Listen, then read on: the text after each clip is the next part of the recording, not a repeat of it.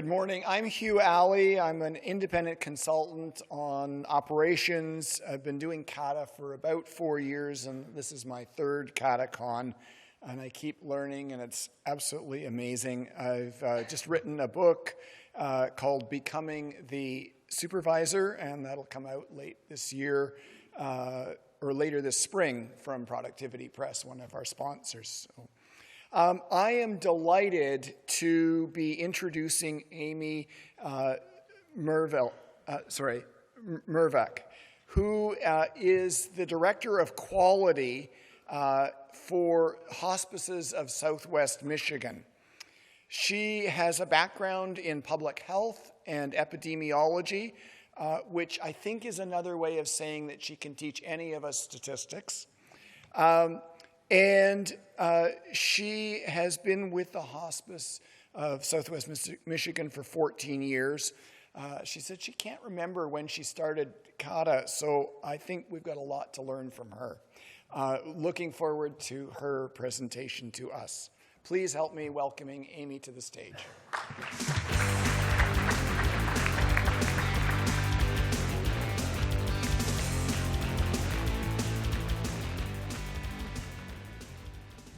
Good morning, everybody. Good morning. It is good to be here. I'm really excited to be talking with you this morning, and even more so now that we've had the talks we've had this morning. I just felt like some of those speakers could be doing my slides for me. There were so many overlaps, and so I'm excited to see how this presentation continues the conversation we're having. Let me see. Let's get started here.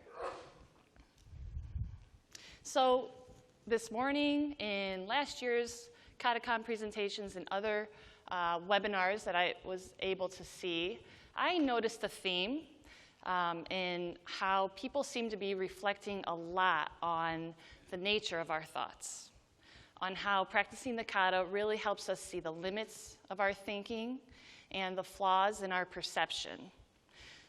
So this has always been a Kata theme, that the scientific thinking helps us test our biases and our assumptions. But it seems to me that people were digging in a little bit deeper on this. And as a couple of examples, our co-host, Dorsey Sherman, did a webinar where she talked about how practicing the Kata can help us recognize unhelpful and often untrue thought patterns, and how we can choose to do something different with practice.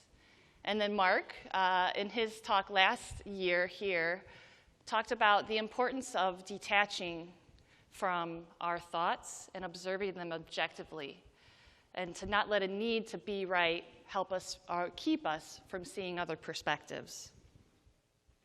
And Mike Rother used this slide in his keynote last year, which I love. Don't believe everything you think. And he said, a thought is not a fact. Practicing the Kata has really helped me understand this, and practicing mindfulness helps me remember this. And the more often I remember this, the more often I remain open to new information and perspectives, new ways of relating to others, and new paths forward. The Kata has also taught me how little I know, and not knowing can lead to feelings of anxiety and discomfort. They can also lead to feelings of curiosity and humility. So while Kata continues to teach me and help me understand how little I know, mindfulness helps me be okay with this and sometimes even embrace it. So today, I'd like to cover some descriptions of mindfulness, provide some ways we can practice it, and then also share how mindfulness shows up in my Kata practice. And then also reflect on how I think this has made me a more effective leader and Kata geek. So to start with some descriptions, Daphne Davis and Jeffrey Hayes, researchers, say that mindfulness is a moment-to-moment awareness of one's experience without judgment. Sharon Salzberg, a meditation teacher and author, calls it the practice of paying attention in a way that creates space for insight. And Dr. Ellen Langer, a professor of psychology at Harvard, often called the mother of mindfulness, calls it the simple act of noticing new things. Langer also describes the opposite of mindfulness, which is mindlessness, something that Billy talked a little bit about this morning too. When we're mindless, we get trapped by the categories that our mind naturally and continually creates, and these become rigid and limit our ability to see different information and perception. When we're mindless, we act automatically, as if on autopilot. We act from a single point of view, and we become preoccupied with outcome. So a couple of quick examples. A mindless way of viewing this item here on the left is that this is a tool to clean up in the kitchen.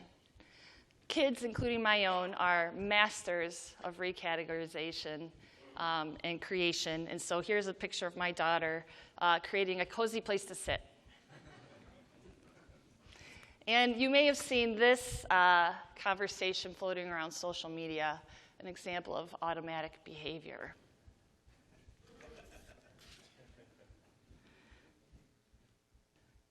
So mindfulness, when we are mindful, we're creating new categories.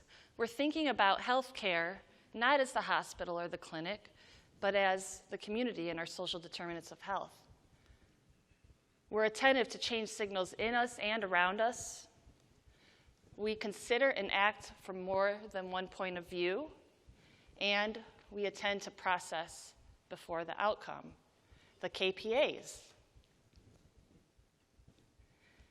Saeed Mohsen Fatemi says that mindfulness releases us from the tyrannical subjugation of the mind's top-down processing that relies on the book we keep in our heads of our past experiences, thoughts, and views. And as research on mindfulness continues to grow, so does our understanding of its benefits, many of them listed here, and many of them also important when trying to increase our effectiveness as leaders, learners, and coaches. So mindfulness is something we can practice, and practices can be loosely grouped into two types: dedicated and integrated. Dedicated practices are ones where we set aside time to specifically work on practicing the skill. It reminds me of the kind of like the Kata Dojo concept that we've been learning about. I'll give some, and then integrated practice is where it's a part of our day. We integrate it into our daily lives and our daily activities. So one example of a dedicated practice is free writing, where you simply start with a piece of paper and a pen, and you write for a period of time, not planning, not editing, just writing what comes. And in the case where no words may be coming, write, "There are no words," or whatever keeps the pen moving across the paper. You could experiment with starting with a prompt, something like, "Today I'm grateful for," or "This phrase resonates with me because." Sitting meditation is another example of a dedicated practice. So simple instructions for this are that you sit comfortably and you bring attention to your breath. And then you notice when your attention has wandered, because it will, over and over again. And then you bring it back to your breath and you repeat. A small variation of this would be to also use words to anchor your in-breath and out-breath, something like on your in-breath saying, "I am," and then on the out-breath saying, "Here now." Those sometimes help give something to hold on to. So I'd like to lead a short, dedicated practice, if you would be so willing to do this with me.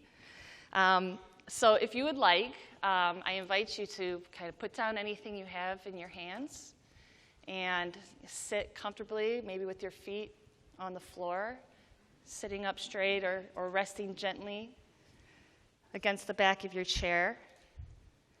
And just put your hands in your lap or on your thighs. And you can close your eyes or you can keep them open with a soft gaze. And to start, let's just take a deep breath. And now Without trying to alter your breath, bring your attention to it.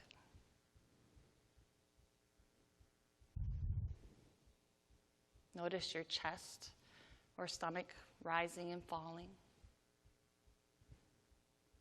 The air passing through your nostrils or your lips.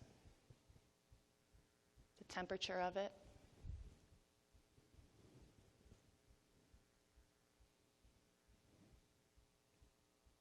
Notice where your body comes into contact with your environment.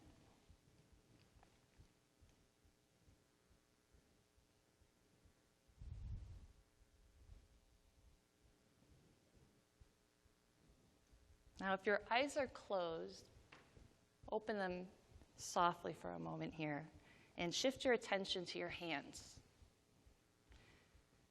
Notice their shape, the lines crisscrossing them. Maybe turn your hands over and look at the palms. And reflect on all they've done for you so far today. Lifting, holding, writing, maybe reaching out to someone else with a handshake or a hug.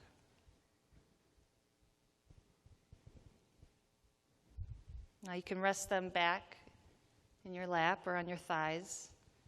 And for these last few moments, bring your attention back to your breath.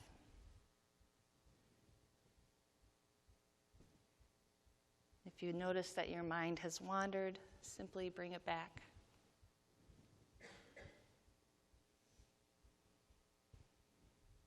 And with one last breath, I welcome you back into the room.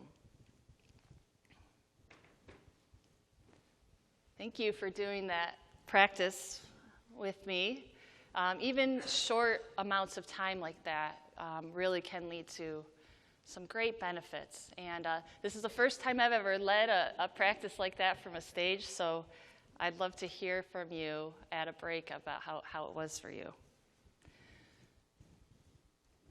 So back to integrated practice, where we can do these as part of our everyday life. You can basically carry out any activity in a mindful way. You simply bring your attention to what you're doing. Notice when your mind has wandered, because it will, and then bring it back again. Sometimes it's helpful to anchor this in a particular practice, like when you're first walking to your office in the morning, or when you find yourself stuck in traffic. Another thing that I like to do is check-ins, so starting meetings or coaching cycles or presentations with where you are in the moment. And so each person can share where they are. I start project meetings like this, and people will share things like, I'm really tired, or I'm excited for this meeting, or I just handled a really difficult client situation and I'm feeling distracted. These check-ins give us a chance to, one, support one another, and then also practice seeking and working to understand multiple perspectives. So I'd like to run through a couple examples of how mindfulness shows up in my Kata practice. And the first one is from the perspective of a learner, and specifically to the PDCA cycle record. So the starter Kata document helps it embed scientific thinking into our processes. And by expressing what we expect to happen and comparing it to what actually happened, we really get to know our assumption-making brains. We're surprised and disappointed. We're proven right, we're proven wrong. And my experience, and I think many others, is with new learners especially, it's difficult when these expectations are unmet, and can be frustrating, feels like failure, a reason to quit. So these moments are opportunities to remember that mindful behavior of committing to the process and not the outcome. And for that learner to get more comfortable with failure and not knowing, and even looking at that what we learned step and reflecting on where our ego shows up. Laugh at its confidence and be surprised by it. And again, when looking at those as opportunities to be curious, another word we've been hearing a lot this morning. This next example relates to the coach experience. So I was leading a team, and I had this written up on a whiteboard, and I was reminding the team where we were in our process, that we were at grasp the current condition. We had a list of obstacles that we needed to sift and sort through before deciding what we wanted to start on. And the room was restless, and I asked people to share what was happening, and they began sharing concerns. Some felt that by focusing on the obstacles, that we'd be fixing a broken system without leaving any room for innovation. Others were concerned that if we didn't have a full picture of where we ended up, it was impossible to set a small goal. And so I'm listening, and I hear these as concerns with the improvement kata itself, the routine. Now, I trust the kata, and I felt like once the team got a little practice, these concerns would fall away, but they were really struggling. What I was also thinking when I was up there was, they don't trust me. And I don't know how to lead this team. And even I look foolish up here. How am I going to help this group navigate? And then notice the kind of emotions that went along with that. Kind of anger and embarrassment. You know, after all, this is my job, to help people through this unclear territory. But my mindfulness practice helped me pause and remember, thoughts are not facts. These are the stories I'm creating. Something else is going on here, and we need to make an adjustment. So instead of powering through, stepped back and went up to the whiteboard and wrote these words underneath the challenge, guiding principles. And I suggested that by the team spending some time on this, that we would come into alignment around the type of thinking we wanted to inform the creation of our future state. We had a great conversation. Those principles continue to guide our work. And then we went back to grasp the current condition. And the team felt heard and supported and more confident in the process. The next day, a colleague of mine said that 3 different people came out of that meeting and said, we had a breakthrough. And I said, what a relief, because I really was thinking that it would be difficult to get through this. I felt like I was losing them in that moment, but it turned out to be a really positive experience.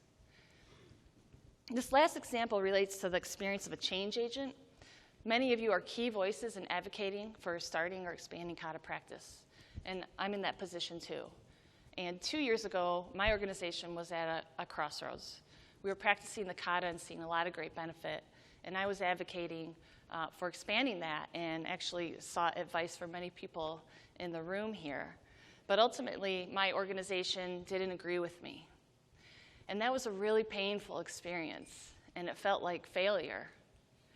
I was here with a really deep belief that kata is the way, not the way, forward for organizational change and people development.